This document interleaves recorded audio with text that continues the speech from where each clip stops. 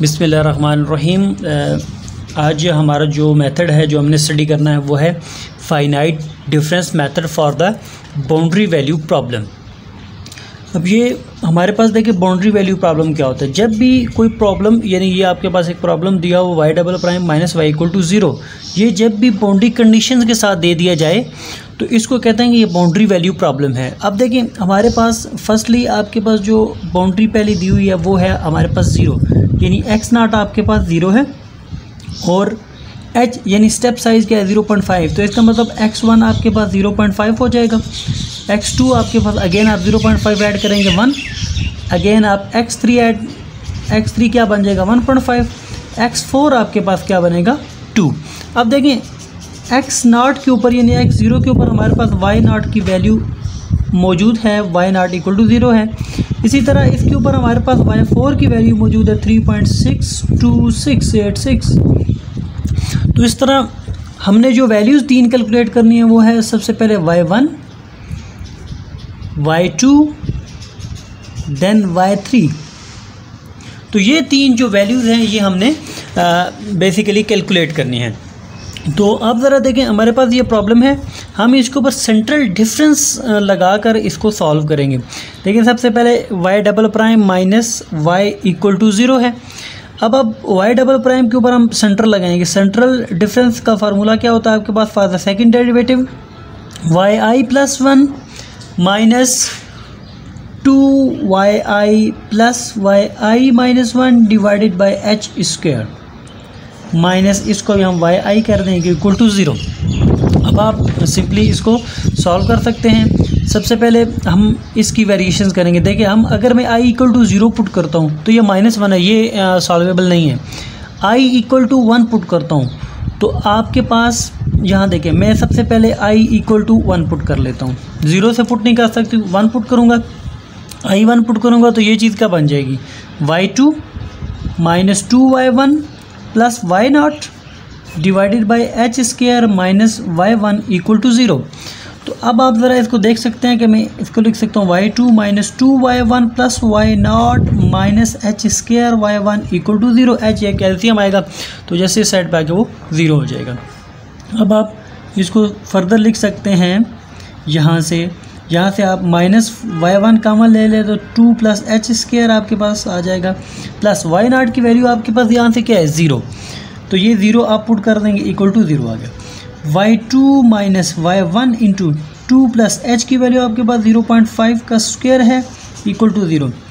y2 minus अब इस चीज़ को आप सॉल्व करें तो आपके पास ये चीज़ क्या बन जाती है आपके पास ये चीज़ बन जाती है 2.2500। ये साथ माइनस है तो ये साथ y1 इक्वल टू 0। इसको आप इक्वेशन नंबर 1 कह दें। अब हम इसी तरह इक्वेशन नंबर 1 हमने सॉल्व कर ली, इक्वेशन नंबर 1 हमने बना ली। अब i इक्वल टू 2 पुट करेंगे, इक्वेशन नंबर 2 बन जाएगी। फॉर i इक्वल टू 2, इस इक्वेशन जो a है इसके अंदर आप i इक्वल टू 2 पुट कर देंगे तो ये चीज़ क्या बन जाएगी y3 minus 2y2 plus y1 divided by h square y2 equal to 0। तो ये आप फर्दर इसको क्या बना लेंगे y1 minus h square y2 equal to 0।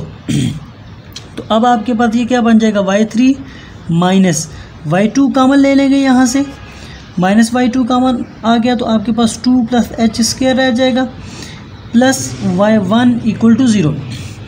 y3 minus अब इस चीज़ को सॉल्व करेंगे एच की वैल्यू डाल के तो आपके पास क्या आ जाएगा 2.2500 y2 plus y1 equal to 0। अब आप इसको इक्वेशन नंबर 2 का नाम दे दें।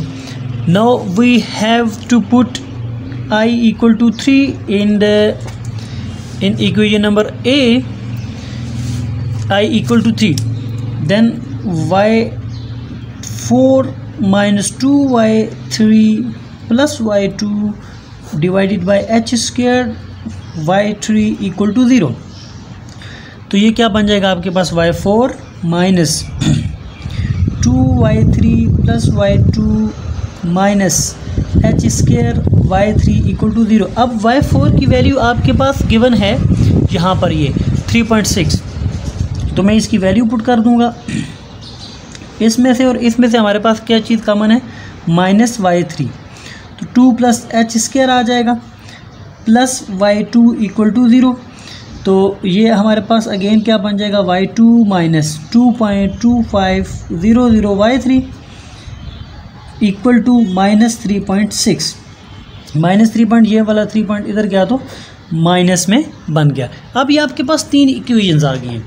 अब इन 3 इक्वेशन से आप अपना जो है वो लिख सकते हैं एचलॉन फॉर्म के लिए कोई भी एक मैट्रिक्स जो है वो आप लिख सकते हैं। तो आइए हम उसके लिए एक मैट्रिक्स लिख लेते हैं। उसके लिए हमें मैट्रिक्स लिखना पड़ेगा। तो वो मैट्रिक्स इन तीनों इक्वेशन से y1, y2, y3 की वैल्यूज जस्ट हमारी क्या बन जाएंगी, ये हमने बेसिकली ये वाला काम जो है वो करना है। तो यहाँ देखें हमारे पास जो इसका मैट्रिक्स बनेगा, फर्स्ट जो इक्वेशन थी उससे ये वाला बन गया। सिंपली आपने y1 की वैल्यू, y2 की वैल्यू, y3 की वैल्यू, ये देखें पहला जो है मैंने फर्स्ट रो कैसे लिखी है, यहाँ से y1 की वैल्यू -2.2500 थी, मैंने वहाँ पर पुट कर दी। जस्ट यहाँ पर मैं इसको माइनस में पुट कर सकता हूँ, मैंने माइनस नहीं लगाया था, और यहाँ पे ये फिर प्लस आ जाएगा, मैं उस लिहाज से देख रहा था। बाकी y जो है 3 वो भी 0 है और सोल्यूशन कॉलम भी आपका 0 है। देन अगेन यहाँ से आप ये पुट कर देंगे, y1 की वैल्यू आपके पास 1 है और इसकी वैल्यू आपके पास -2.500 है y2 की। अगेन y3 की वैल्यू आपके पास यहाँ पर, सॉरी ये y3 था, y3 की वैल्यू आपके पास क्या है 1, तो सोल्यूशन कॉलम में 0 है। इसी तरह आप तीसरी की लिखेंगे तो ये चीज़ बन जाएगी -2.500, दिस इज़ -3.62686। अब आप इसको, ये सिंपली एक मैट्रिक्स लिखा हुआ है, आप इसको जिस तरह मर्जी सॉल्व करें, क्रैमर रूल से करें, सोल्यूशन ऑफ द मैट्रिसेस से करें, आप echelon form, reduce echelon form बनाएं, इट्स अप टू यू। तो आप इसको सिंपली सॉल्व कर सकते हैं, ये 9-10 का काम है। तो इसको सॉल्व करने के बाद जो आपके पास y1, y2, y3 के जो 3 आंसर आ जाएंगे मैं वहाँ पे बता देता हूँ, आपने मैच कर लेने हैं। अगर मेरे गलत हैं तो आपने मुझे बताना है कि कहीं आपके तो नहीं गलत। ये वाले 3 आपके पास आंसर आ जाएंगे। तो ये सिंपली हमारे पास एक बाउंड्री वैल्यू प्रॉब्लम था जिसको हमने FDM लगा के सिंपल सॉल्व कर लिया है। तो होप सो ये आपको वीडियो अच्छा लगा होगा, टॉपिक पसंद आया होगा और समझ भी आया होगा। Thanks for watching my video, please subscribe my channel.